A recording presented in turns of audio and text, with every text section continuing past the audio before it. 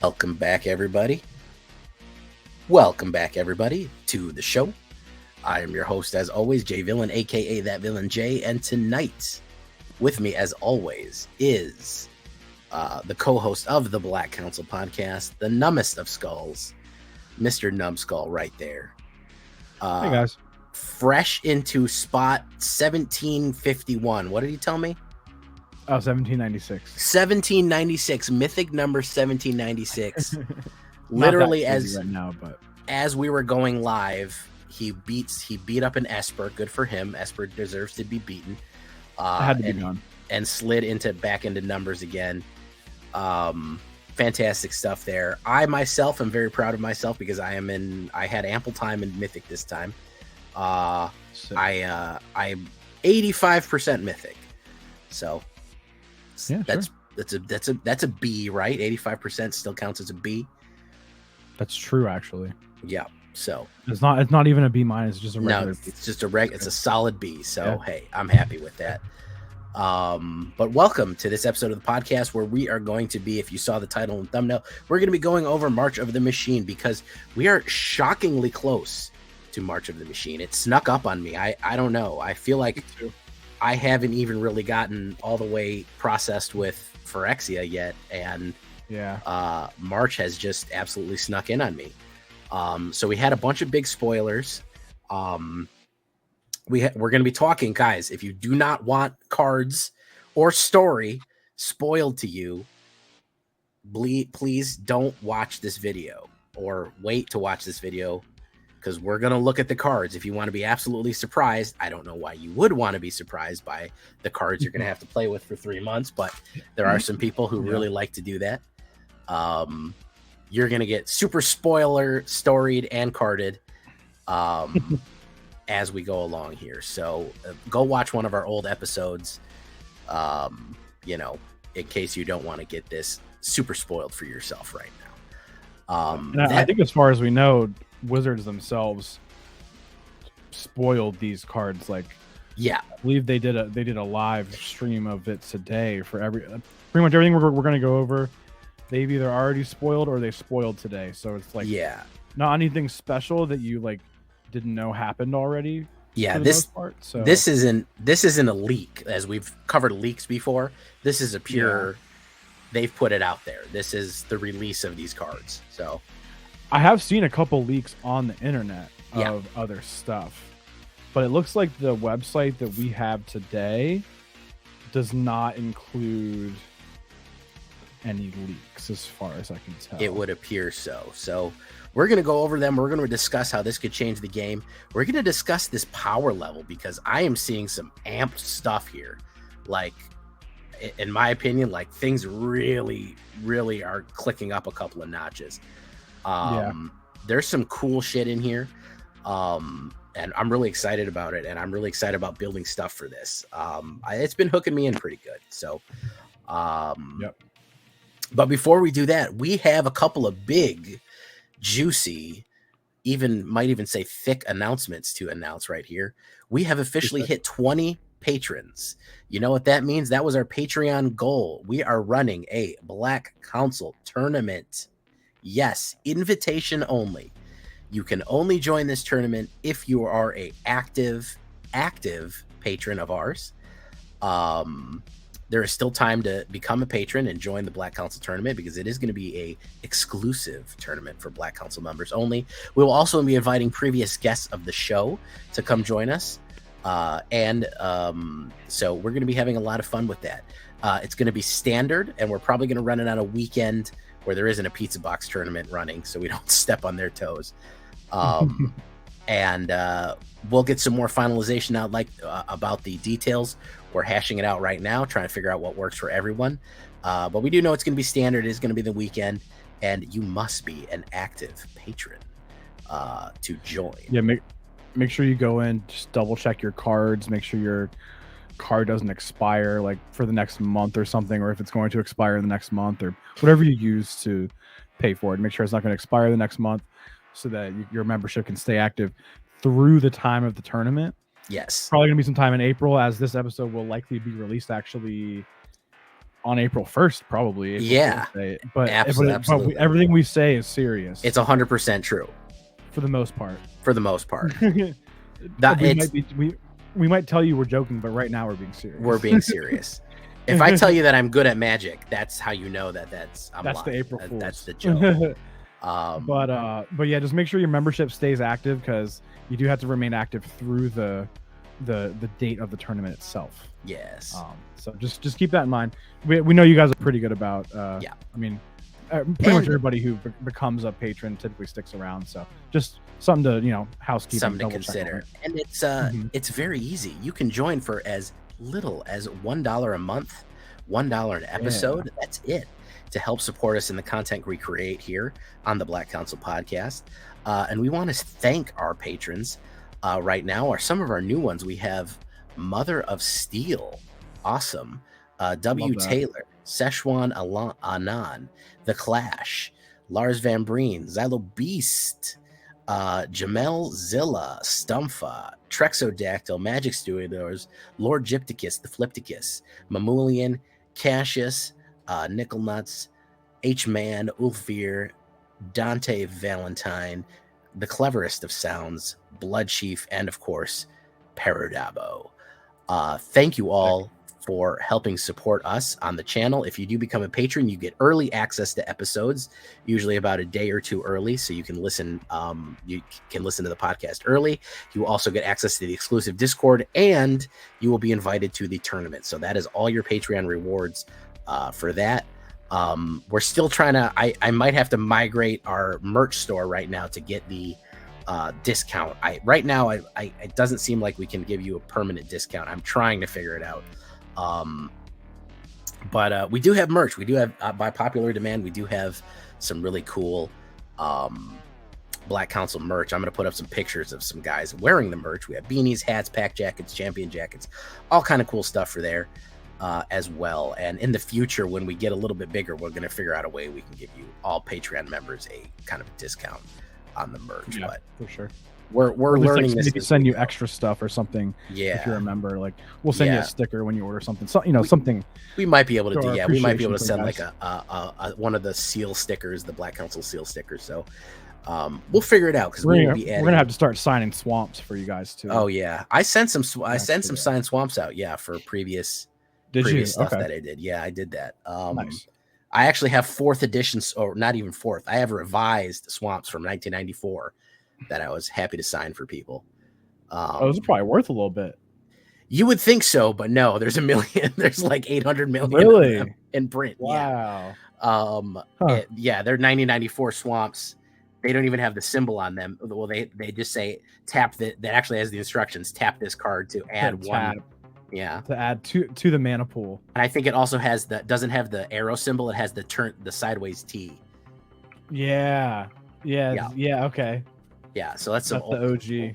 Yeah. Yes, they're 10 cents a piece. So I mean, okay, sure. Yeah. Yeah. I played the shit out of them back in '95, so they're not in good shape. Fair enough. Yeah, that's fine. Yeah. So I sent some of those out. Maybe we'll do that too. Maybe we'll buy some old school swamps and send them out to you. So if you like that idea, leave a comment. Tell us what you think in the chat on the side there. I think Paradabo has a signed swamp for me, because we were hanging out at MagicCon. Before I left, I signed swamps for any mono black gym members who were there. So we will not sign islands. Do not ask. Won't be done. Okay. We can negotiate on some other stuff. Yeah. And we'll sign like swamps and babies. That's about all we're and Black Lotuses. If you want a Black Lotus sign, I'll sign it for you too. If you want me to sign a Black Lotus, yeah, I'll sign it. Or like I'll sign a sleeve that you put over the Black Lotus. I don't know. No, I'll sign the actual card if they want to. If you really want me to, bro. Fuck it. I'll sign the actual. If you want to be out, $250,000, listen. I'm there with you, man. Hey, well, one day it might be worth more because it has our signatures on it. Depending how we do. Depending. So this is, you're taking a risk on us. It's a risk reward. Yes, it could be an investment. Could also not be an investment, but either way. Yeah, you could lose a house over it, but yeah.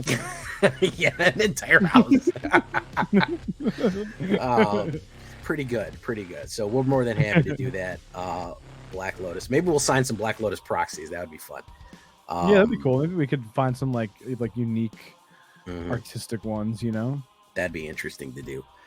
All right. So what are we're talking about today? We said we're doing our, what is this called? March of the Machine. This is the next set coming out April 11th?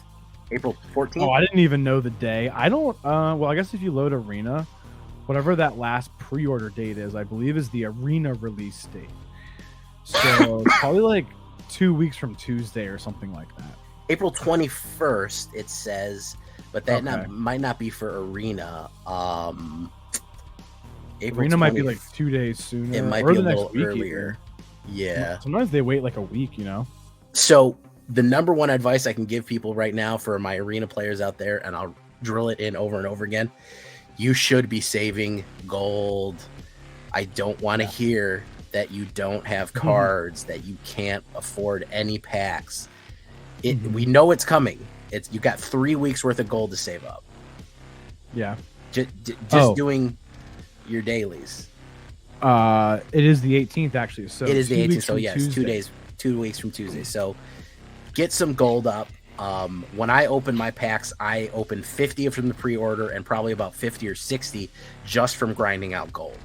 So you can get a nice head start on it, a nice jump on it going into it. So because this is going to be some serious stuff here. We have new mechanics. We have a brand new type of card called a battle card. This is not just completely new type of card. Period. It's not a. And I think all those mechanic. Are like rares and mythics too. There's 1 or 2 uncommons for the less popular planes. Okay. Well, actually, Invasion of Dominaria is an uncommon, surprisingly. But yeah, it's a completely new type of thing that we have going on here. You're gonna want to be involved. You're gonna want to put it in there. You're gonna want to play. Save up. So start saving up now. Definitely don't go in to Arena on the daily deals and spend 4,000 gold on the Phyrexian Obliterator showcase art like I'm doing right now. Don't do that. Don't do that. Okay. And the Vran's in there too. Don't buy him. Shoulder's Edict, that's in there. Don't buy it. Don't buy showcase art. Yeah, I sure am, but you shouldn't do it. No. Yeah. But they are also doing same as last time. The $50 bundle, the $25 bundle, and the $15 bundle. The Mastery Pass, it makes the Mastery Pass $15, which I think is like a reasonable price just to buy it up front. Like I don't mind doing that. And then you got the Elspeth card style in the card, but I believe you also get the sleeve. It doesn't say you get the sleeve, but I think the sleeve is like part of the Mastery Pass maybe. So you're gonna get the cool Elspeth sleeve. The new Elspeth's really good. I think we're gonna go over that. The other one has the 3 draft tokens and the play-in points, and some Ren and the new Ren, and then the Ren sleeve. That's the one that I typically skip over because that one's 25 now, and I can usually earn the play-in points. You know what I mean? Yeah. So I usually skip that one, and then I buy the 50 packs. The 50 packs isn't bad because 55, I guess now. Especially now, yeah, the golden packs definitely up the value because you're gonna get 5 golden packs from it. You get a golden pack every 10 packs you buy. So 5 golden packs is, I mean, that's it's like 15 extra rares and yeah, it's 18 extra rares. 18, okay. Yeah, so I think that's 18, I think that's valuable. 5 times 6 is it's 30 extra rares. Each one comes with 6 rares in it.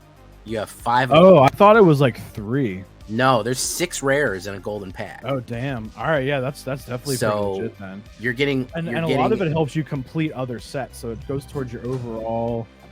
You know what I mean? They don't just get gems for it. It's good. Yeah, but, I mean, that and the mastery is going to allow you to get out of here for $65. Yeah, it's not bad. I wait to do the mastery. I personally don't get it because I usually have gems already for the mastery, like waiting. So I don't ever buy it, but I'm not a big drafter. If you're a drafter, go for that one. But I do buy the 50. And like I said, I generally have more cards from just grinding up to the release date than I do from the 50 pack. So That's the big advice there, guys. Start saving that gold. What are you sitting at, Jay, gold wise? I think I'm at about 6,000-7,000 right now. Okay. So I'm like I figure with about 3 more weeks left, I can get about 8,000 a week, 8 to 9,000 a week. So I'll end up at maybe 30, 40. Yeah, that sounds good. Yeah. So, and then with the 50 I buy plus the 3 they give you, you know, so it's usually about 100 I end up opening up. So, that's pretty legit. This is some good stuff in here, man. This is some juicy beefy cards right here. Feels like a lot of rares. Are like, I don't know. Does it always feel like there's going to be more cards like the normal in a set, but then they still end up being the same amount? Does it ever feel like that to you? Yeah, like it's more well, there's more viable cards. Like some stuff there's like, all right, there's like 5 cards in here that are good. That was kind of what happened with Capenna. There was like 20 good cards. Unfortunately, and the ones that were good were like, dude, these cards are crazy, but they weren't like amazing, you know. Yeah.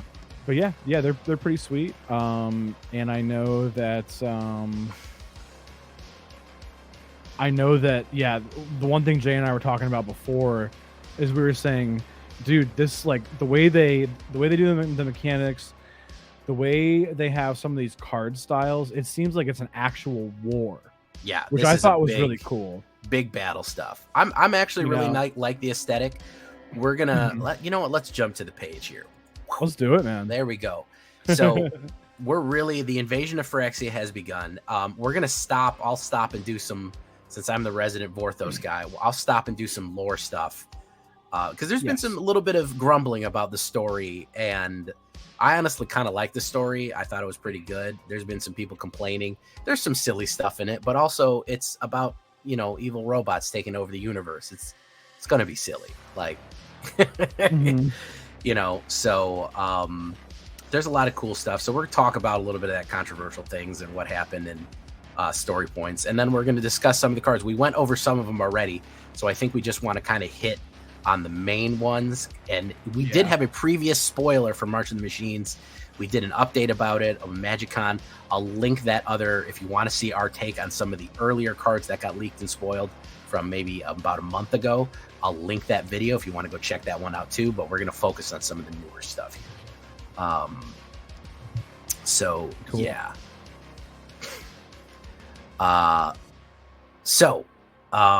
Where do we want to start? Do we want to jump right into a battle? Because that's probably the coolest thing. Or do we want to go? I mean, we could start in the beginning. I know we did the Jin Gataxias previously. We did Jin. We did Breach. We could do Elish just to kind of, Yeah.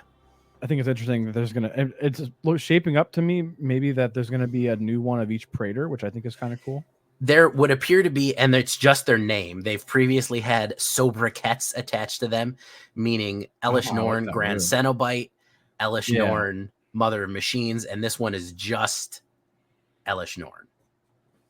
And it is interesting because the sobriquets, as you so eloquently labeled it, almost maybe that's what's on like the back of the card, and that's why they didn't do it, because all of these can turn into sagas. Yes, and they're all broken as far as we know. So, but yeah, this is the previous ones as I was talking about here: Grand Cenobite, Mother of Machines, and this is just her. So it's the cheapest Elish Norn we've ever seen, and she's looking a little different. She has some like war plate on it. It would appear to me. She has like some armor, because here she looks more exposed.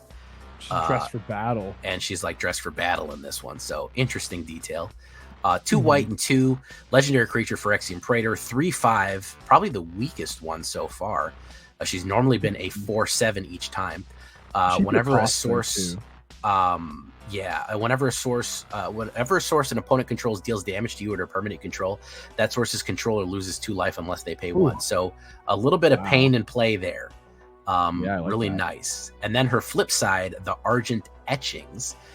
You pay 1 and 2, sacrifice 3 other creatures, exile Elish Norn, then return to the battlefield, transform, activate only as a sorcery.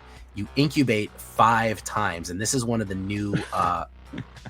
This is a new combo. Incubate 2 5 times. 5 times, yeah. So what is incubate again? Do you have the explanation? Well, I believe we're gonna spoil a card that actually explains it.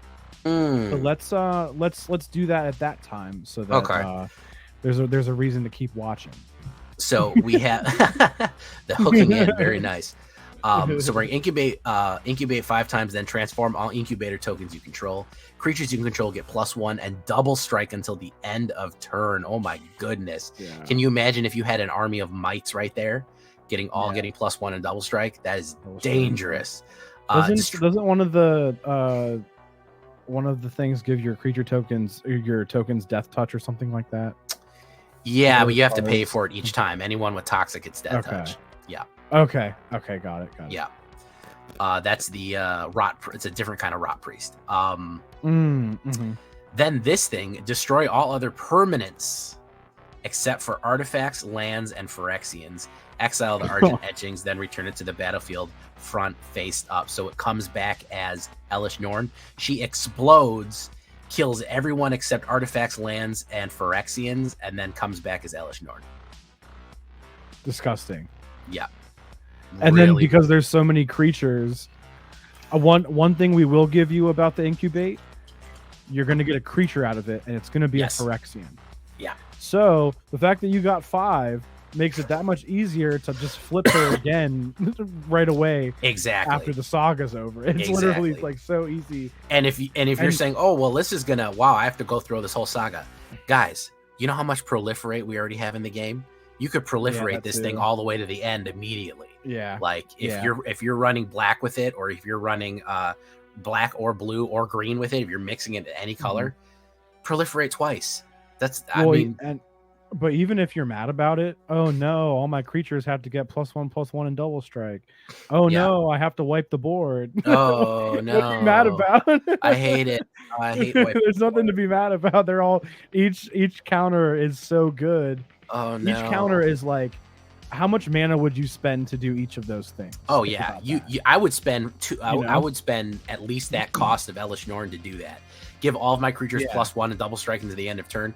There was like 3 mana, I think. Oh yeah, that's at least 3 mana. Yeah, as an instant or a sorcery. Ridiculous. And then the other is 5 creatures. So how much is that worth? That's worth at least 3 or 4. And then the other is a board wipe, which has to be like at least 4. So yeah, I think it's phenomenal. So she's really she's swinging the mama meat here. The mommy meat, yeah. That is a phrase you've never heard before. So congratulations, there you go. You've never heard swinging that mommy meat hammer. Yeah, she's hitting. Elish Norn be hitting like that. So we did these middle 3 then, yeah. Yes. We did Chandra, I remember. We did. Now we didn't do Ren, but a lot of people probably saw it. Probably a lot of people saw it. This was one of the big ones. Yeah, so it's like a green Liliana. A lot of the things are true to color, you know. Two of the green and then 1 colorless, just like the cost of Liliana. It does have a static effect though, which is kind of cool. Yeah. You can tap your lands for any color, which I think is pretty legit of a thing to get on turn 3, I think. Yeah. You can plus it for 1, and then the land you control comes a 3/3 elemental, vigilance, hexproof, and haste. The haste is cool until your next turn, so it's also not necessarily protected. But it does have vigilance, which means it can attack and block, which is kind of legit. The -2, you can mill 3 cards. You can put a permanent that you milled into your hand. The emblem is you may play lands and cast permanent spells from your graveyard for 7 loyalty. So the 4th turn that he's out, you'll get your emblem. I believe that was one of the gripes, was that the Liliana emblem was at 6 and Ren's is at 7. A little slower. People think you gotta have them out a little too long for it to be as effective as you want it to be, and that they were thinking that should have costed 6. I get it though. You don't want to make all the values the exact same. Yeah. And that is a pretty good emblem to get for the rest of the game, if you ask me. And again, with the amount of proliferate, it's probably not that bad. Mm-hmm. And green can proliferate pretty well, I would say. Green can absolutely proliferate, yeah. Jason Jacoby says nuts. Jason Jacoby. So there you go. So yeah, the I'll jump in with the lore here. So she is a dryad. She lives in trees. She was combined with 6, which means that was the 6th tree she was in. Unfortunately, has to leave trees because her planeswalker spark burns the tree up, which is the problem. So she has to keep jumping from tree to tree because dryads have to be fused with a tree. So she's actually fused with the Phyrexian tree, and she is not completed. Somehow it was still, I guess, a tree enough that she is that what Realmbreaker is? Is the Realmbreaker is the Phyrexian invasion tree.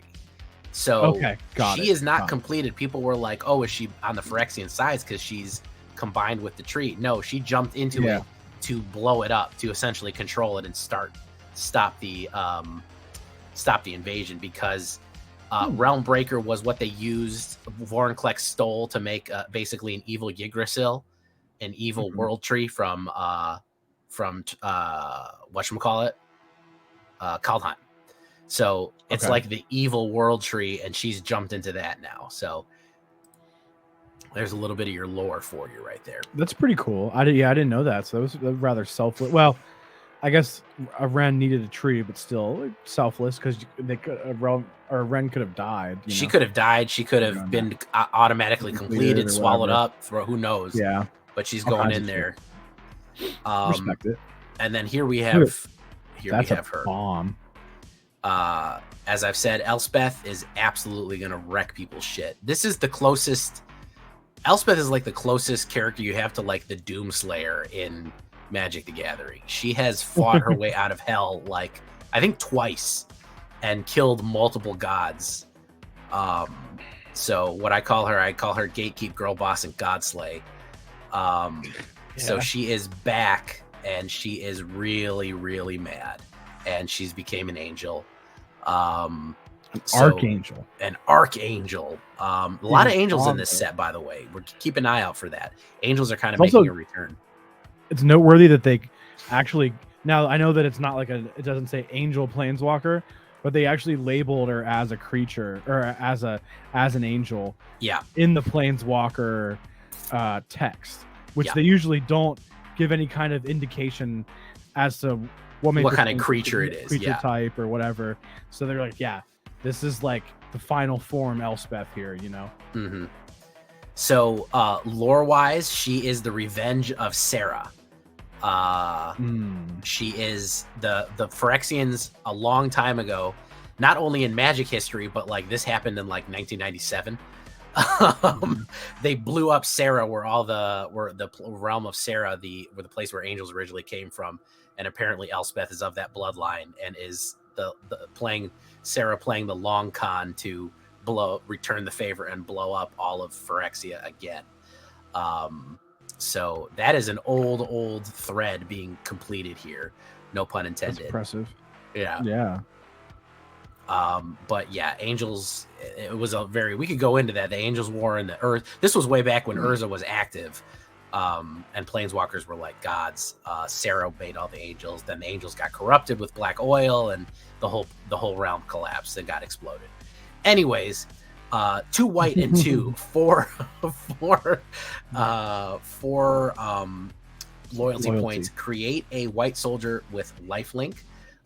Put 2 1/1 counters on target creature. It becomes an angel in addition to this other types and gains flying. And that's not until the end of turn.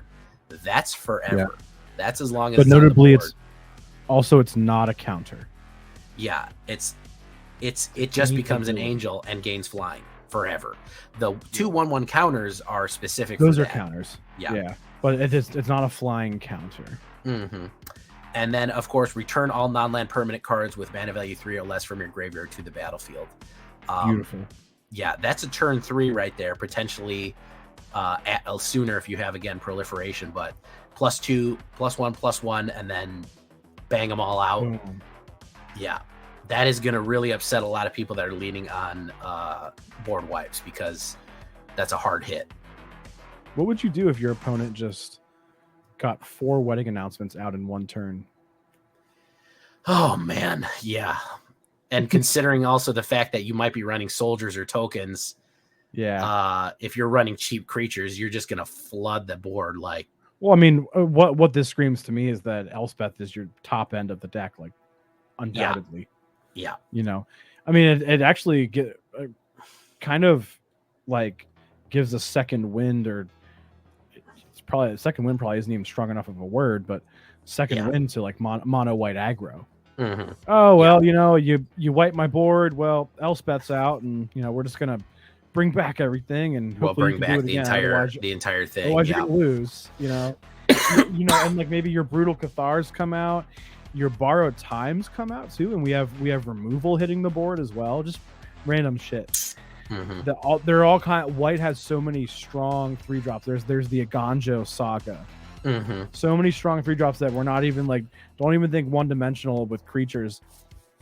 All kinds of shit. And there's gonna be, I don't think there's a 3-mana white planeswalker, but there might be one. Who knows? There could be, yeah. I mean, they might drop one. You could bring back that the soldier that whenever another soldier dies, it creates more token soldiers. Yeah, there's ridiculous. There's brutal Cathar, just all kinds of stuff, man. And then not to mention they don't have to all be white. No, you could bring back Liliana's. Yeah, that's crazy too. Yeah, you could put this in an Orzhov. You could put it in like maybe a Selesnya tokens or Selesnya like go wide kind of thing, all kinds of stuff. There's unlimited options for Elspeth. Maybe like a little humans deck, Next one's interesting. Chrome hosts Seed Shark. We have another flying shark. It kind of reminds me of the CGB in shambles right now. It kind of reminds me of the shark enchantment. That's in like Historic and Explorer now. Yeah, Shark Tornado. Cycling. Mm-hmm. Yeah, Sharknado. I just call it Sharknado. Yeah, that's what it was a joke on. Yeah, so Chrome hosts Seed Shark, 3-mana 2/4 rare flyer. Phyrexian Shark has those metallic scales. Whenever you cast a non-creature spell, incubate X, where X is that spell's mana value. Here we go. Here's where we explain it. Create an incubator token with X +1/+1 counters on it, and 2 mana. Transform this artifact. It transforms into a 0/0 Phyrexian artifact creature. So where it says X +1/+1 counters, that's where you incubate X. If you cast a 5-mana spell, you will incubate 5, because 5 is the mana value of the spell. When you incubate 5, it gives 5 +1/+1 counters on the incubator token, which I believe is also an artifact while it's incubating. Mm-hmm. And then you can pay 2 to transform it at any time, because it doesn't say as a sorcery. Mm-hmm. And you can make it a creature. And notably, and something that I think is you guys might see more and more is going to become very valuable because of the amount of mana that we're paying for abilities now of permanents that are already on the board. You're going to see a card in like 3 more. We're transforming stuff for 7 mana. We're transforming creatures into sagas. Well, guess what you can use to do that? You can use Power Stones to do that. So I think you're going to see Power Stones become more relevant now too. So Absolutely. We'll have to keep an eye out for that. Just, maybe instead of the card that just says to do X, you're going to use the card now that says do X, create a tapped Power Stone. Just because you want to have a stockpile of that. I mean, having a stockpile of that may be required to keep up in a game going forward now. Absolutely. We'll see. We'll see. But that's what I see with if these mechanics are relevant enough, then that's going to have to be part of it for them to be as effective and for others to keep up. Yeah. And this obviously kind of like a prowess ability is just, if you're doing stuff, you're running this with Izzet and multiplying spells and creating multiple copies of spells, like, cast twice, you could be absolutely crapping out incubation here. So we'll have to see how viable it is. It's kind of like blue Maniform Hellkite almost. Kind of, yeah. Except it makes little creatures, yeah. Yeah. Well, and they stay. They're not just a one-turn thing, you know. So that's definitely noteworthy. And it looks like, and then is that another older mechanic coming back too in the next one? Convoke. We have the Hoarding Broodlord. Nice. I love this guy. I am all about the dragons. The Tarkir was like, we ain't about this. No, you gonna come here with metal and shit? No. Tarkir ain't having all that. So we have 5 black and I'm sorry, not 5 black, 3 black and 5 Convoke, which means you can tap other people for mana. Any creature on the board basically counts as 1 colorless mana for Convocation. You have to control it, right? Yeah, you get to decide who you want to Convoke for it. Yeah, when you throw it out, they'll say, okay, what do you want to task for that? For the colorless mana. So with a large go wide deck, this could be fairly cheap ultimately, which is a really nice thing because it is a 7/4 flying. And then when it enters the battlefield, search your library for a card, exile it face down, then shuffle. For as long as that card remains exiled, you may play it. Spells you cast from exile have Convoke. So whatever card that you go find, you can Convoke that card that you found with Hoarding Broodlord with more Convocation, and any other card you cast from exile, which there are some, I believe. Are there still some cards that you can cast from exile from the graveyard? There are cards you can cast from exile, but there are also cards like a lot of red cards, like Reckless Impulse, exile cards from the top of your library. Yeah. So so you could do like a Rakdos Convoke thing. Yeah. Now you actually have a way. You're like, oh man, I really want to cast this Lightning Strike and this red creature or whatever that I just found with Reckless Impulse, but I only have mana for 1. Well, now you might be able to cast both of them if you have some creatures on the board. So you know what I mean? So that's kind of noteworthy. I see Rakdos Convoke being something fun to try. I don't know if it would be like super good, but it'd be something that we're at least worth trying. Yeah, if you're running a lot of small artifacts too, if you run like a lot of even you can run Anvil in it and use a lot of artifacts to Convoke too. Yeah, that's not a bad idea. For a nice top end. And that invasion of Tarkir, is that part of the Broodlord or no? This is a separate card. They just put it sideways. Okay, gotcha. Okay. So I will give you the honors because I know you're excited about these battles. That looks kind of cool. Yeah, I'm excited about this battle stuff here.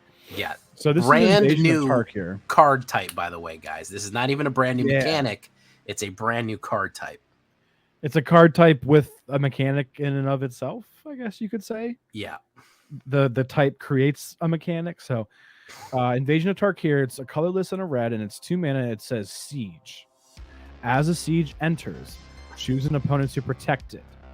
You and others can attack it. When it's defeated, exile it, then cast it transformed.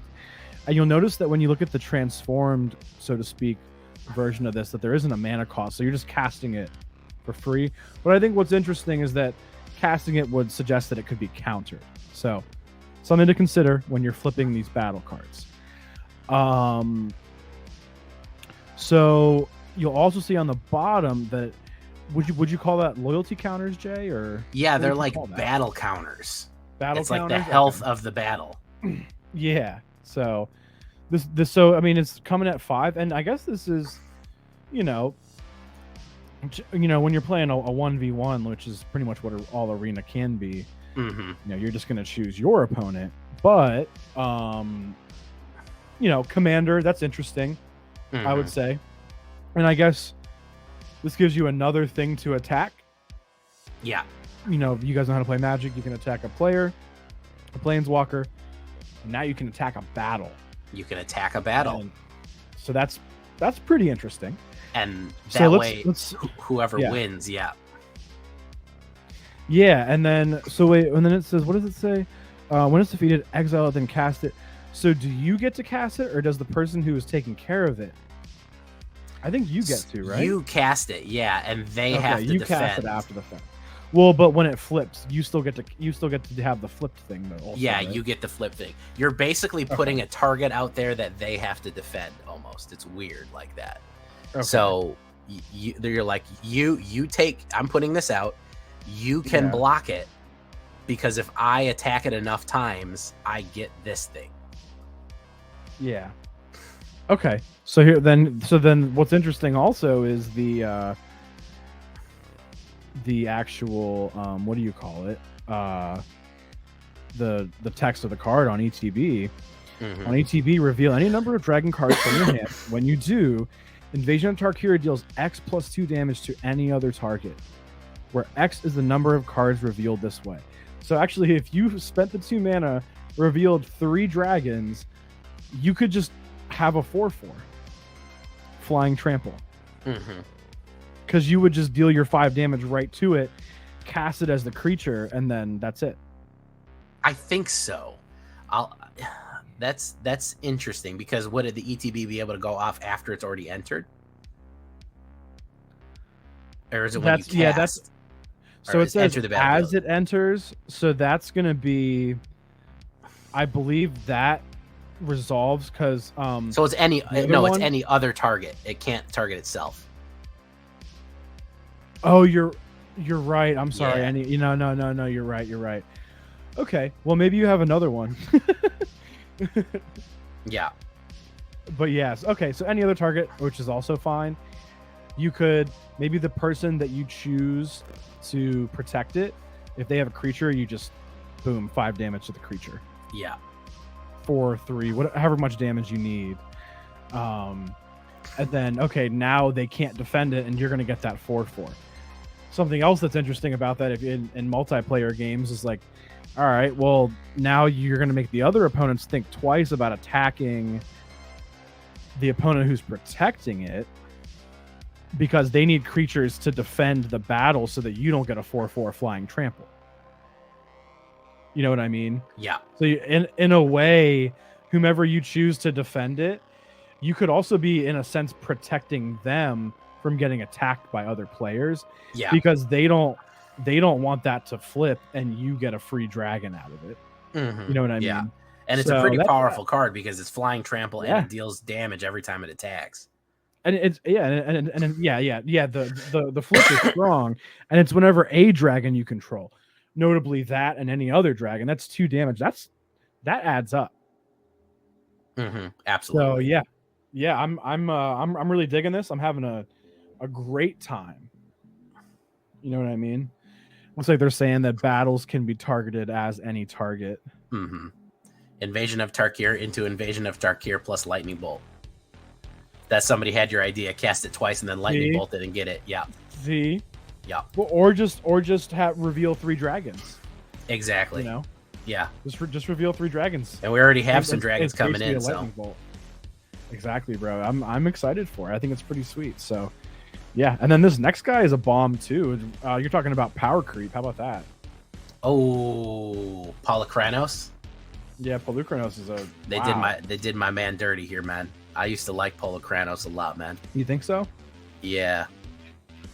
I mean, he got turned into a monster. Well, he already was a monster. Well, yeah. He got turned into a worse monster.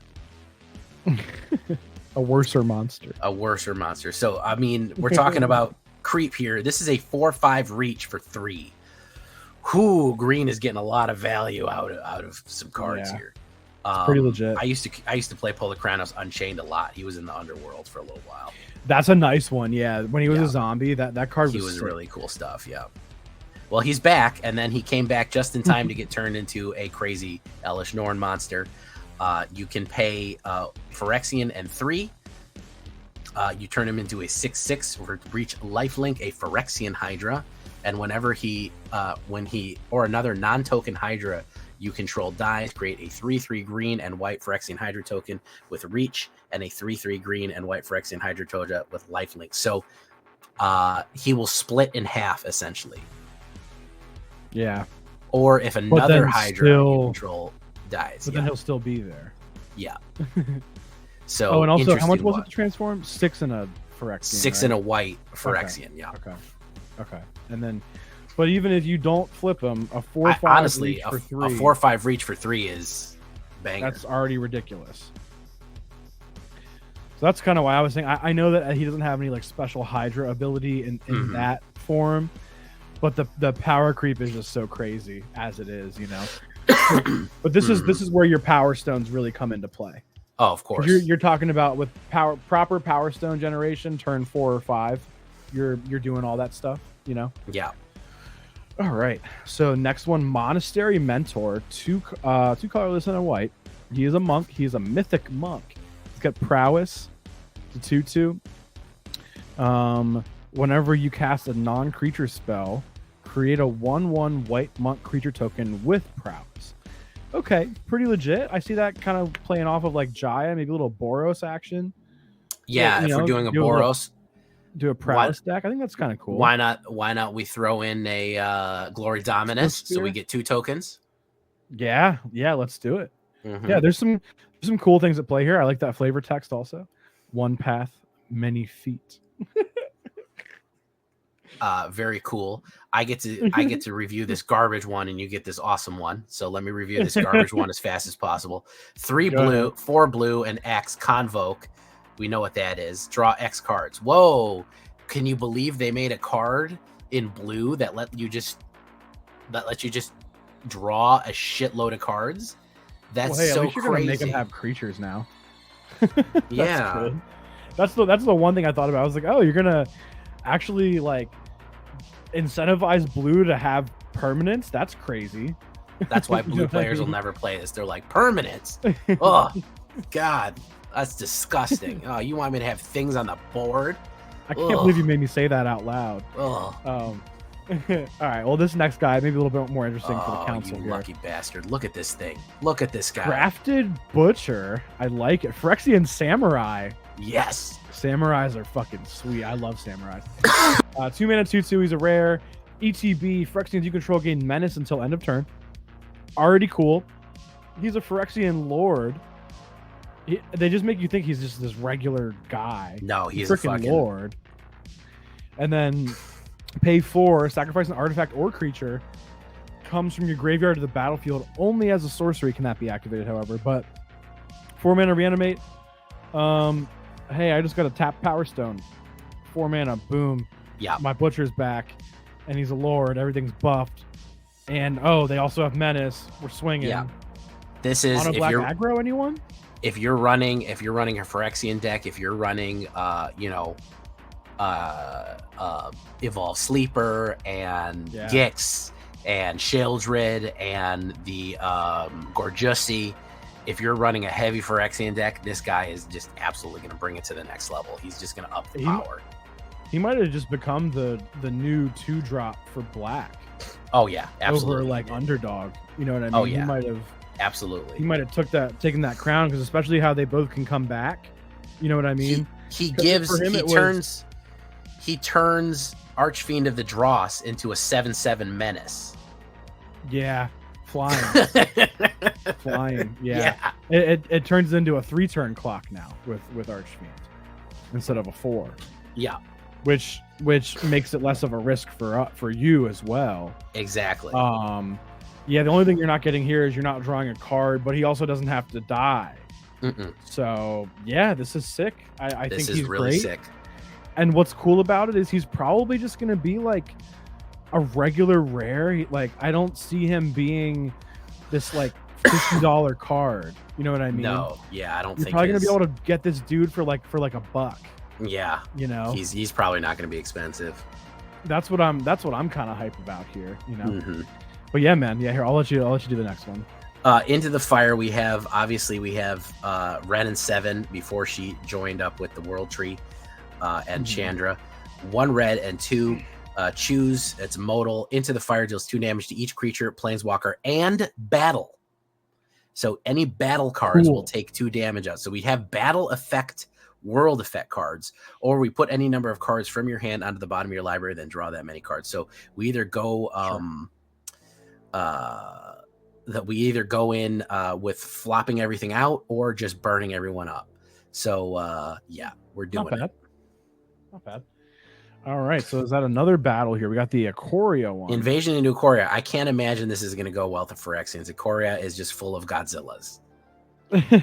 So this one is X and 2 green, but it does get immediately the 6 battle health or battle points battle loyalty, whatever. So you're gonna still pick someone to defend it, and then when it's defeated, you're gonna cast it transformed. We'll get to the transform guy in a minute. Obviously, he's pretty freaking huge. When Invasion of Ikoria enters the battlefield, search your library and/or graveyard for a non-human creature card with mana value X or less, and put it onto the battlefield. If you search your library this way, shuffle. So, 2 mana, go get whatever creature you want. You're basically casting it with that 2 mana, but the extra 2 mana basically lets you tutor for it. So now we're talking about tutoring in green, which is kind of sick, actually. Any creature you want, as long as it's non-human. Mm-hmm. They're kind of already bringing back dinosaurs, so you may see dinosaurs be viable. You know what I mean? Dinosaurs. We are going to Ikoria. We're going back into Ixalan, which is the land of dinosaurs, also by the end of the year. So keep an eye out for some dinosaur stuff. Yeah, so that can be cool. You go get your Pelucranos. You know what I mean? He's a Hydra, not a dinosaur. Mana. Yeah, no, for 5 mana. Yeah. But he's a non-human. Yeah, you know what I mean. Non-human. Sure, go ahead. You know. You get your Defiler of Vigor, your green Phyrexian guy, you know, whatever. But then when you're casting Flipped, it is Zilortha, Apex of Ikoria. So it's like the biggest dinosaur of Ikoria. It's an 8/8 reach. For each non-human creature you control, you may have that creature assign its combat damage as though it weren't blocked. Yeah. What the hell, man? It just tramples through. So basically, Zilthora is basically their Godzilla, is the king of the monsters. So that was Phyrexia was like, oh, our biggest monster is going through this thing right here, this green guy, and that's it's compared to Zilthora. That's its size. Zilthora is just like, nah, fam. Oh, you're saying the thing on the other side is this little guy. Yeah, it's about to step on. It's just gonna step on. This was the most. That's what I'm saying. This was the biggest monster because this is a Gem Raiser. If you remember Gem Raiser from the Mutate, that's a Gem Raiser. He's a 4/4. So he's going after this guy, and they're like, yeah, we sent through our Titan, and Ikoria was like, nah, fam, you don't even know what a Titan is, man. Sit your ass down, man. Phyrexia's largest Goliath stormed Ikoria, ready to challenge the world's greatest monsters. Zilortha was unimpressed. Yeah, this is unimpressed. It's Godzilla. No fucks given. Gonna step on you. That's why I said, out of all the places to invade, Ikoria was just gonna be like, bro, you need to get your weight up. There's gonna be some bloodshed, huh? Yeah, you need to get your weight up, way up, man. You ain't in the weight class yet. Other places, yeah, they're gonna do all right. You know, people just got swords and catapults and shit. You know, but this one is not gonna go. Ikoria was like, you chose the wrong one. Yeah, you picked the wrong house. More angels. I am excited about it. I love angels. One white and 2 flying when Guardian of Gipur. This is one from Aether. What is it? Aether, the Aetherworks Marvel. What the hell's the name of that place? Where Chandra's from? I forget. Oh god, that's how much I didn't like the plane because I don't like artifacts.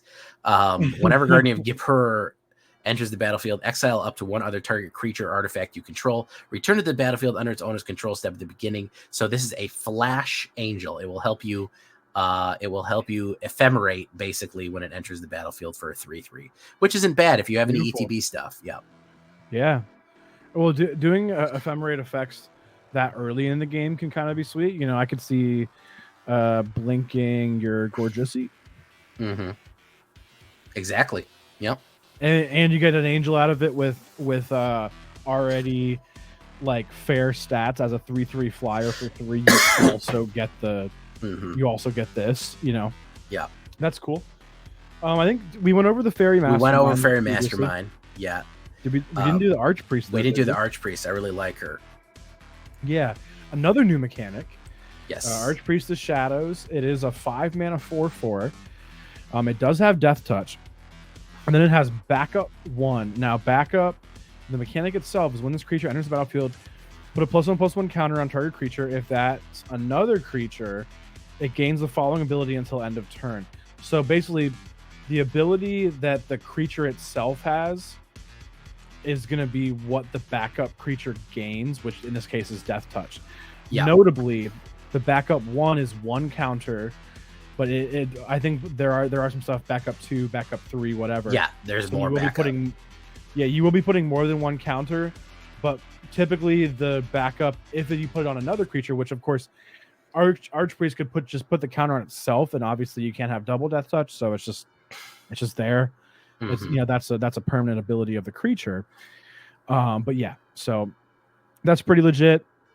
Now here's that bottom part just kind of sneaks in there under the radar because you're worried about what backup does. Whenever this creature deals combat damage to a player or battle, turn target creature card from your graveyard to the battlefield. Here we go.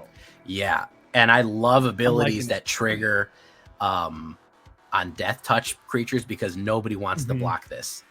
Yeah, you already don't want to. Which I think that's phenomenal. Imagine giving that thing first strike. You really don't want to block it, but now you know what I mean. So pretty cool. I as a 5-drop, I don't know how viable it's going to be with as fast as the game is going, but even as a top end reanimator deck, it might be a nice addition. I guess the only thing is it better than Invoke Despair? That's kind of what it comes down to. Oh yeah, that. Unfortunately, that's the litmus test. That's the ruler which we have to measure everything. But something that it might allow for is that it only has the 2 black pips, so it might allow you to have more of a commitment to another color in a deck that's more than just mono black. If it's just the mono black reanimator, I don't know how great it's going to be, but if it's like a Jund reanimator, it gives you a little bit more flexibility to reanimate like a Titan of Industry or something, or God forbid a fucking what's that card that Atraxa, something like that. Your 3 and 4 color deck. Well, now it's just 2 black, and then it's kind of like a Cruelty of Gix, but then it's a creature also, and it has death touch, and it's this and that. So, not to mention it can happen every turn if it's connecting. Absolutely, that's something you put that security bypass on it.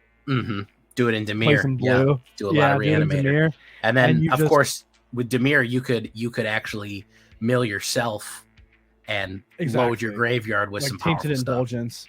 Yeah, you could drop a Jin Gitaxias on them, whatever. So yeah, I could see like a cool Dimir reanimator, Esper, Grixis reanimator, whatever. And I'm sure somebody's gonna abuse this and bring out a Traxa with it too. Of course. But yeah, definitely give you some utility, and I like that there's reanimation on a creature and not just like your cookie cutter 5 mana reanimate spell in every set, because it feels like almost every set they throw one of those in there, and we're just like, whatever, and then we make a reanimator deck and it's kind of the same shit every time. Well, now it's not. So definitely happier about that. A little bit of vampire magic if we do. 1 red and 2 1/1 backup. This is another creature we're talking about, vampires having backup. Backup 2. This is a different backup power. Whenever this creature enters the battlefield, +1/+1 counters. If it's another creature, it gains the following ability until the end of turn. Sacrifice this creature. It deals damage equal to its power to another target. So it gives the ability for other people to explode themselves. For 1 mana. Interesting. Could be potentially dangerous, especially if you specifically do it to a big power creature, then it just explodes itself and wins you the game. So, yeah. Yes. I don't know. Drop potential that on your there. Drop that on your, and then drop that on like, what is it, Drivnod? Drop that on your Drivnod like as an 8/3, but you actually make them a 10/5. Yep. So 4 mana, do 10 damage. Yeah. Okay. That'll work. So a shakedown heavy. I think there's another. I think they're reprinting Yargle. I don't know if it's going to be standard legal. It's a huge Yargles. So that's a thing. And then I think there's other guys that are like kind of strong, and maybe you just do it with something that has a death trigger too, so you get that kind of double benefit from it. You know what I mean?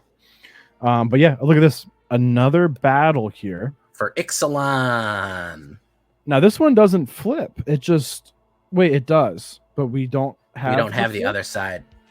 Oh man, come on, Wizards. Okay.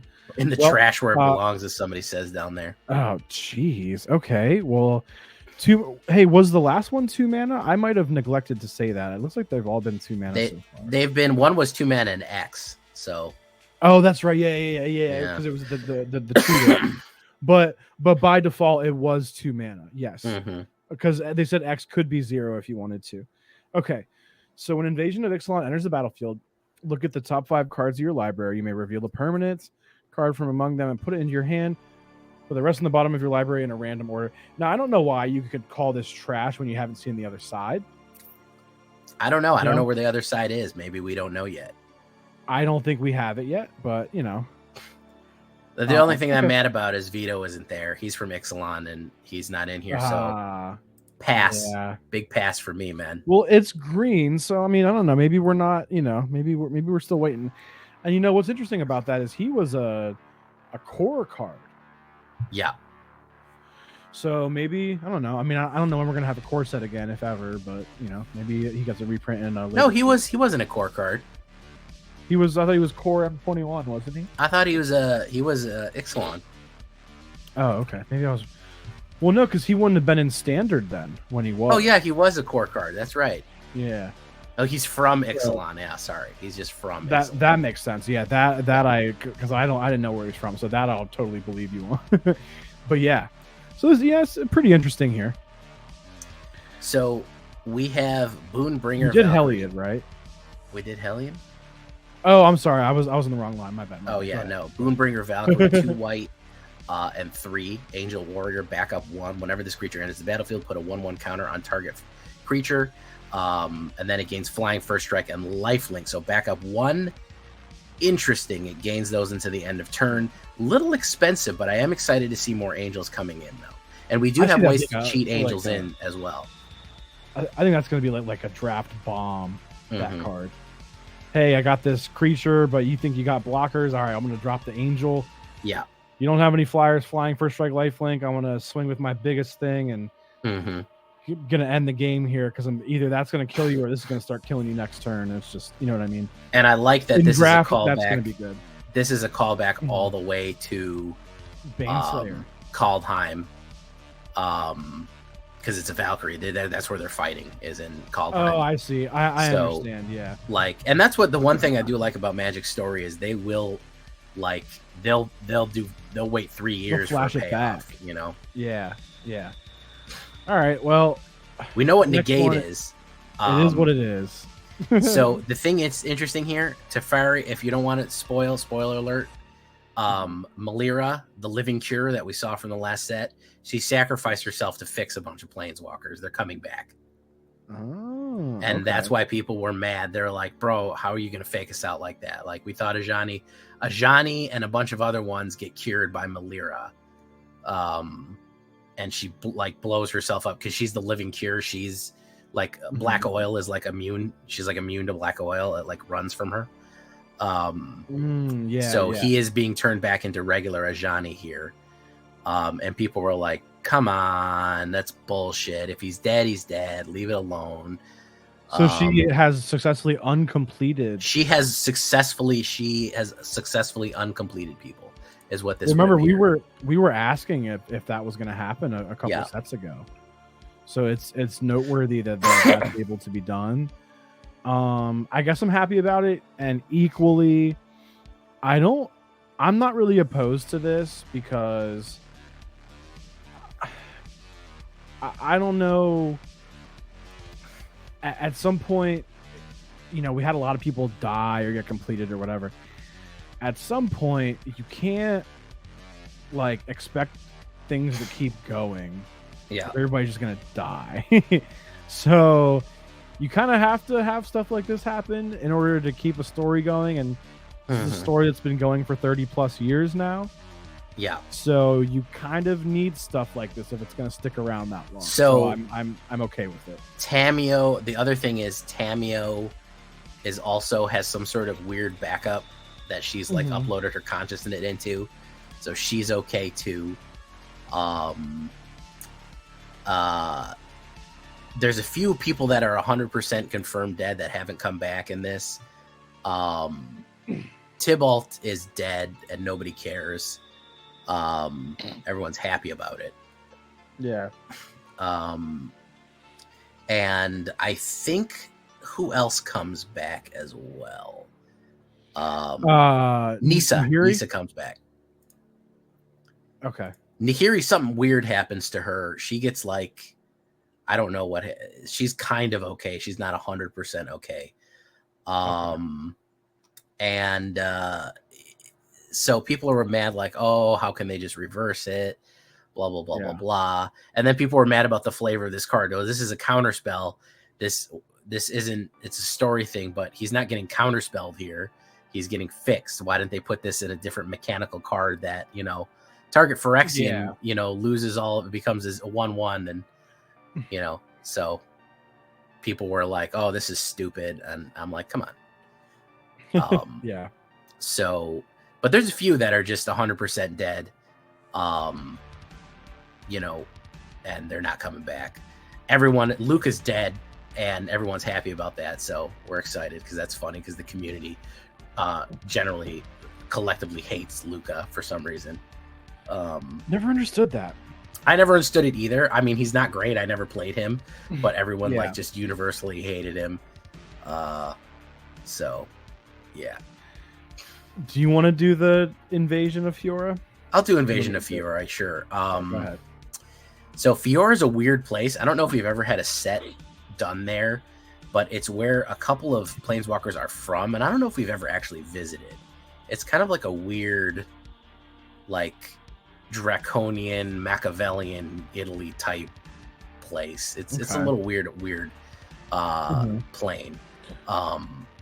Yeah, there's Queen Marchesa and Marchesa the Black Rose. She's the Resolute Monarch, so it's like a lot of like fanciness. Anyways, this is a real weird place. I don't think we ever had a thing set there. Enters the battlefield, choose an opponent. When it enters the battlefield, choose one or both. Destroy all legendary creatures. Destroy all non-legendary creatures. So this one's not 2 mana. Black board wipe is back, baby. Let's do it. We've been dealing with white board wipe for a while, but black board wipe is back on the menu. Man, Esper Legends, count your fucking days. Yeah, Esper Legends, count your days. You better not let me hit fucking 5-6 mana here. I will fuck you up. So she's pretty cool. You have to do 4 damage to get her out. She flips. Marchesa, the Resolute Monarch. Menace and Death Touch. Whenever Marchesa, Resolute Monarch attacks, remove all counters from one target permanent. At the beginning of your upkeep, if you haven't been dealt combat damage since your last turn, you draw a card and you lose 1 life. Pretty interesting. Sure. She will absolutely murk a Archfiend of the Dross. Yeah. She will. That's true. She will fuck something up real bad. That's very true. Yeah, you do not want to face her with Archfiend. So interesting combo there. Oh, I guess whatever set this was, we did go to wherever that is. Fiora, okay. Fiora. I don't remember. I might have not been playing then. Gotcha. Okay, that's pretty sweet. But interesting. I'm glad Mono Black Wipe is back. Yeah. It's needed because, like I said, it's a war. We gotta have that board wipe, All right. Oh, conspiracy. So yeah, it was in the conspiracy block. Okay, got it. Yeah, I didn't. Yeah, I remember it was like Italy, Renaissance Italy, with a lot of underhandedness, and Dak Faden and Duretti are there. Okay. But there's like a lot of sneakiness and assassins, and basically, if Demir ran an entire plane, there you go. So the next one, Etali, another fan favorite coming back, Primal Conqueror, and he does flip. So it's a 7 mana 7/7 trample, Elder Dinosaur, legendary. When he on ETB, each player exiles cards from the top of their library until they exile a non-land card. You may cast any number of spells from among the non-land cards exiled this way without paying their mana cost. You can pay a green or Phyrexian mana and 9 to transform Etali. Only as a sorcery. He will become an 11/11 trample indestructible. When he deals combat damage to a player, they get that many poison counters. Wow. That's something. And then, so he can potentially poison you in a hit. In one hit, yes. And then, what was the one with the other dinosaur? They assigned the damage no matter what. Weren't blocked based on how many non-human creatures you have. Yeah. If you have enough creatures out, and then you have a Tali, and then Godzilla, you could just connect and win. Yeah. You do have to hit a big boy right here. You do have to hit this. Yeah. That big thing. So, but I mean, yeah. As I've said before, mana cost has never been stopped being an issue a long time ago. Yeah. If you're running red, you can treasure yourself to death in this. Put face breaker. It looks like it wants you to run green too. So you know, red and green are the if two it's best Phyrexian, you don't have to, right? Oh well, yeah, you're right. Yeah, you could just pay the 2 life instead. But I think red and green are like probably 2 of the best for power stones. Oh yeah, that is true. They're just daring you to use it. You know. Yeah. We got another invasion. Then. Invasion of Zendikar. They done pissed off the Skyclaves here. 1 green and 3 battle siege. When Invasion of Zendikar enters the battlefield, search your library for up to 2 basic lands, put them on the battlefield, tap, then shuffle. A little bit of ramp action. And then, of course, Vigilance and Haste, 4/4. As long as Awakened Skyclaves on the battlefield, it is a land addition to other types. Add 1 mana of any color. We have lands just going nuts here. Yeah. Not crazy, but like, you know, whatever. No, I mean, it's a common too. So it's uncommon too. So uncommon, yeah. Probably pretty good in draft. Okay. We did Heliod last time, and I believe we did Moment of Truth also. We did, yeah. Okay, so we have Merciless Repurposing. Probably another draft card. Merciless Repurposing, 6 mana, instant, uncommon, exile target creature, which that is good. I'll say that. But for 6 mana, it's a little much. But incubate 3 mana to exile, 3 mana to incubate 3. It's like okay. Probably good draft removal, like a nice little 2-for-1 in draft, you know. Yeah. Also, it's for story purposes. They're killing. They're killing and cutting up Urbarask here, the Red Praetor. Oh, okay. Never got along. He was always the heretic Praetor. He never wanted to be involved with what was going on for whatever reason. Interesting. They're killing the shit out of him. So yeah. Convoke is pretty simple here. It's just, Stoke the Flames. It's a Convoke 4 damage to any target. So you could potentially get, for 2 red, do 4 damage to any target, including directly to face. Decent. Kami of Whispered Hopes, I guess here is our call to Kamigawa. If 1 or more +1/+1 counters be put on a permanent you control, that many +1/+1 counters are put on that permanent. Wait, what? 1 or more. +1. It adds 1 more. So that many with 1 more. Okay. Add X mana of any color where X is the Kami's power. Okay, so that can get pretty crazy. Definitely. A little ramp action, you know. Not bad. Okay. Invasion of Dominaria, as long as it hasn't had enough invasion yet.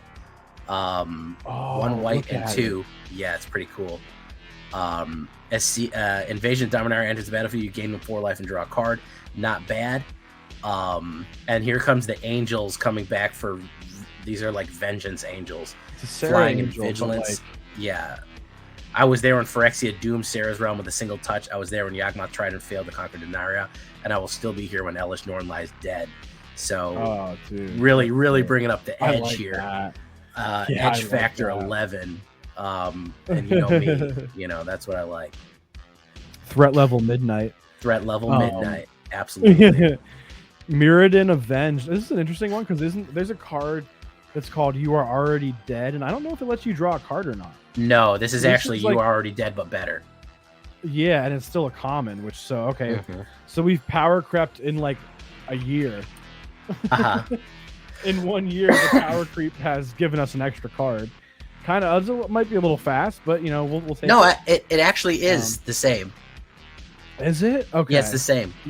So you draw a card off You Were Already Dead? Yeah, you destroy target creature. Destroy target creature that was dealt damage this turn. And draw a card. An instant as well? Yeah, and it's an instant for 1 black. All right. So it's basically just a different name reprint. And we're, hoisting the head of Elish Norn here. Yeah. So not only, spoiler alert, is that guys, Karn? Don't listen. Yeah, it's Karn. He's back. Okay. Don't Karn. listen if you don't want to know. Elish Norn, Elspeth absolutely god slays Elish Norn because that's her business, and business is good. And not only that, when she's all dying and crumbling, Karn is like, I'm getting the coup de grace. I am going to literally unmake you. So he physically unwraps her from existence. Beautiful. Yeah. So that flavor text, you were my mistake. I will forever bear the weight of your horrors and of your end. He accidentally brought he brought the black oil into Mirrodin and accidentally made me Phyrexia, so it is his fault. Good job, Karn. Yeah. Okay. Here's an interesting little guy coming next. Yeah. I like the punching raccoons. This is from these guys are from where are they from? New Capenna. The raccoon bruisers, yeah. Boxing and all that, yeah. That's pretty cool. Little 3-4 action. All right. Elspeth Smite's interesting too. 3 damage target attacking or blocking. If it would die this turn, exile instead. It's just a 1 mana instant. It's an uncommon. Probably pretty good in draft. Pretty good for 1 mana, I would say. Yeah, it's and this is also story wise. This is Elspeth killing her. This is her getting god slayed. Yeah, I don't think this killed her, but she tried to do something and she realized like whatever Elspeth had did to her, like put light into her, and it was like eating her up. So, and they realized the other praetors started, for a little bit of story background.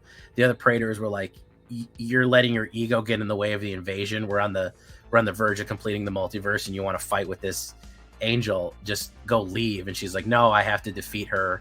I'm going to defeat her." Because if we remember, Ashiok showed her a vision of Elspeth wearing her armor. Not Elspeth's armor, but Elspeth was dressed up like Elish Norn, and it terrified Elish Norn forever. So she's like, "No, I'm not gonna make it come true. I gotta fight her." Because Vorinclex and Jin-Gitaxias were like, "Come on, we're right there. Come on, let's just do it." And she's like, "No, I gotta fight this angel lady." And she was like, "You don't even know. You ain't at my level." And just angel blasted her. So, her nightmare had become flesh. And we have traumatic revelation here. This is a little discard action. If you don't know, this was a well-known concept in. It came out in. Oh God, what is the name of that? War of the Spark. It was revealed that it was never done in the cards, but in War of the Spark, there was a big thing about it. There was a big to-do.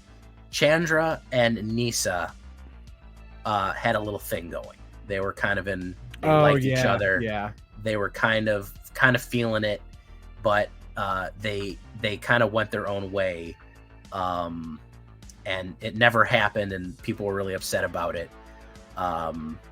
And there's also a lot of art featuring them on certain websites of ill repute, if you wish, because this is a very popular ship. So they kind of played homage to that with Traumatic Revelation. She's saying, "My new form must be hard to understand," because she's turned into a kind of a giant tree spider monster. So interesting that they played up to. It's the first time we've heard this, kind of seen this dynamic played up here, that this was something that bad happened to Nisa, and Chandra's going to have to deal with it. She was basically just like, "Sorry, it's hard to scissor now." Oh, bringing the nuance in class. That is what the Black Council is all about right here. That's what I'm here for. The next one is cool, though. Seal from Existence. I like it because it's a borrowed time with Ward. Oh, I know. This is Ward tough. 3. Yeah, that's good. And that's power creep right there. Yeah, that is that is power creep right there. Yeah, you make me pay an extra white for Ward 3. Yeah, sure, do it. Go ahead. Yeah. So, yeah, that's legit. What is that? Norn's Inquisitor, ETB Incubate 2. And when something transforms into a Phyrexian, put a +1/+1 counter on it, which would suggest that Well, I guess we do have a lot of things that are doing that, but it's going to be like prevalent enough where this is a card, I guess. Yeah, well, this is anytime that one of your incubate your their artifacts, and when they turn into Phyrexian, they come basically stronger. Yeah, that's lit. So the incubate stronger, and then the other ones that cost an exorbitant amount to flip them are also stronger. Because they turn into a Phyrexian as well.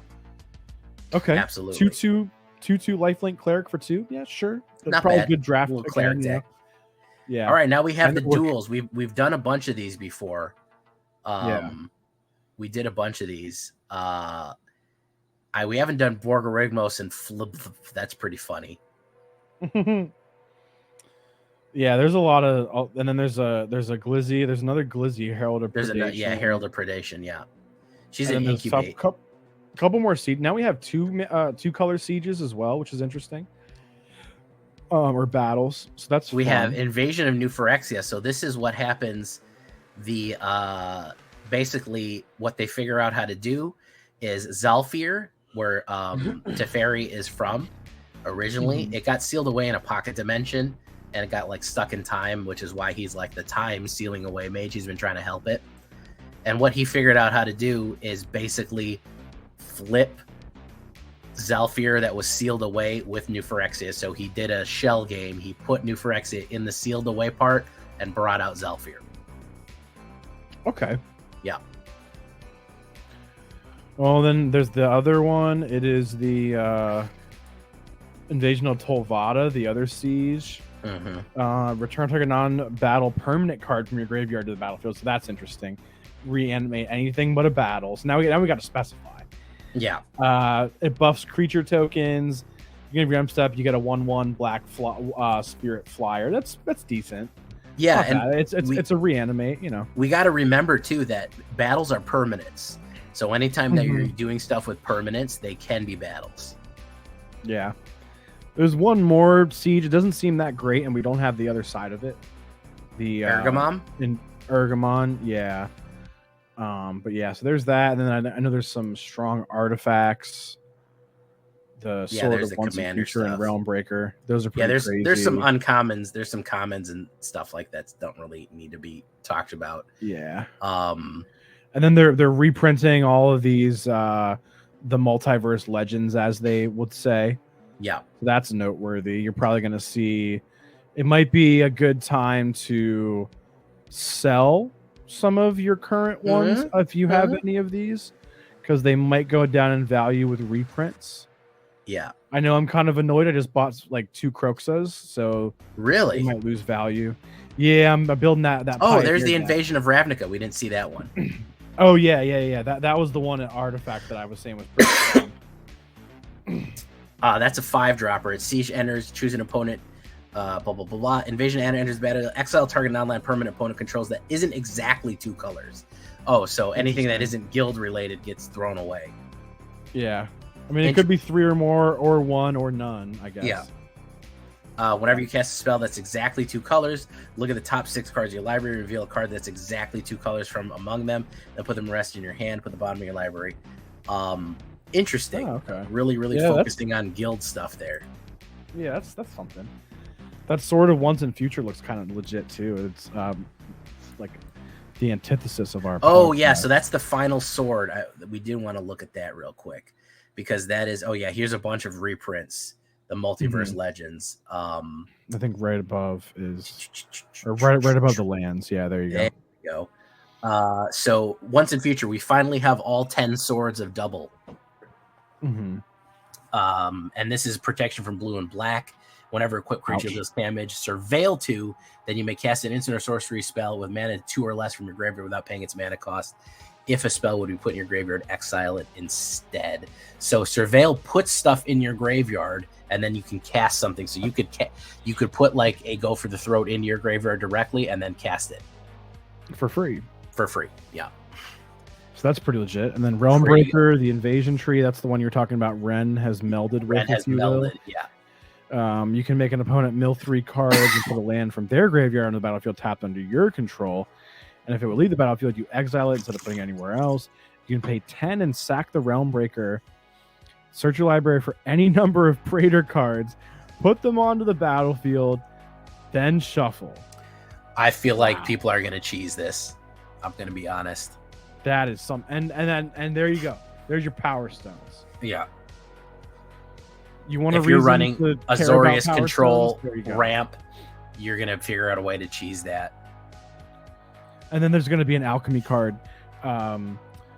What's the word for like when they just conjure each of the 5 Praetors? Yeah, it's gonna be like the great summoning. You know what I mean? Yeah, and then you're gonna just hit that, and then that's gonna be the new alchemy deck, is all the Praetors at once on like turn 4 or something. Mm-hmm. You know what I mean? Absolutely. But yeah, like we said previously, you're gonna get all these lands again, all your dual lands. All your dual lands. We're going in. There's some cool art lands. There's gonna be more coming. Art. We're also gonna have the Aftermath coming real soon after, which is a mini set. I'm waiting on more of those Aftermath cards, man. I think it's going to be pretty sick. Those are going to be pretty interesting. And if you guys want to see these, we've covered these double fighter guys. Talia, and Linvala and Yargle and Galta and Omnath. We covered those before, so we don't want to go over them again. But yeah, really interesting stuff. There's Jumpstart too, which, whatever. And I think that the next time, if we're right before this releases, what do we say it comes out on the 18th? On Arena, yep. So probably the weekend of, we'll do, not next week, but the week after, we'll do our top 10 cards as we normally do. Oh, yeah. And then I guess if we typically record on Tuesday, so maybe that Tuesday or Wednesday, we'll make the deck for you guys. Mm-hmm. Yep, so we got it kind of lined up pretty good here. So that's helpful. It's all War of the Machine, March of the Machine coming to an end here. I'm excited, but as you can see, like we've said, there are cards that are just the same card, but they're better. Like the Exile card is like it's Exile, but it's got Ward on it now. So there is definitely a power creep going on. There's a lot of Schmeat swinging around this, of this new stuff here, guys. So be on the lookout. Start saving your gold, as we said. I'm excited. I don't know about you. Are you going to do some battle invasions? What are you thinking?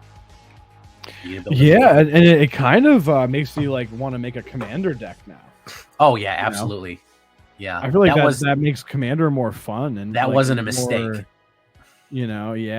So they kind of threw him a bone there without making actual commander cards, but also like just added another element to the game in general, which I think that's great. So yeah, I'm excited.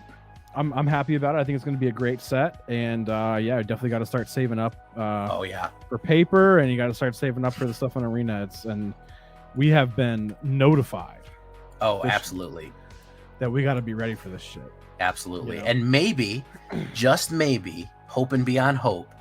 I don't know about you, Numbskull, but maybe we'll get invited to early access. Oh God! Well, I'm gonna work with my team to figure out how the best way to go about it, because some of the people on the team get the early access every time now. Yeah. So I'm gonna see if I can get into it, and then see if I can get it going for the council. Absolutely, I'm gonna see what I can do on my end as well. Cool. Maybe not. You are the largest alchemy streamer. Something like that. Who streams alchemy that's bigger than you? Legit. Elliot Dragon does it sometimes, but not like exclusively. You know what I mean? Okay. He's like one of the biggest French streamers, but yeah. English. In America, for English, I'm not positive. I know for just English, sometimes Crokies plays alchemy, but he's not in America, of course. Yeah.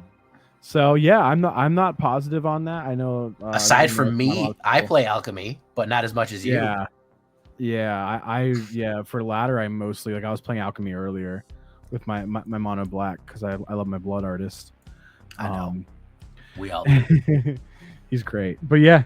So I don't know. We'll see. Hopefully we'll see, guys. Hopefully they'll pick us, and I'll send them a message after we finish recording. Yeah.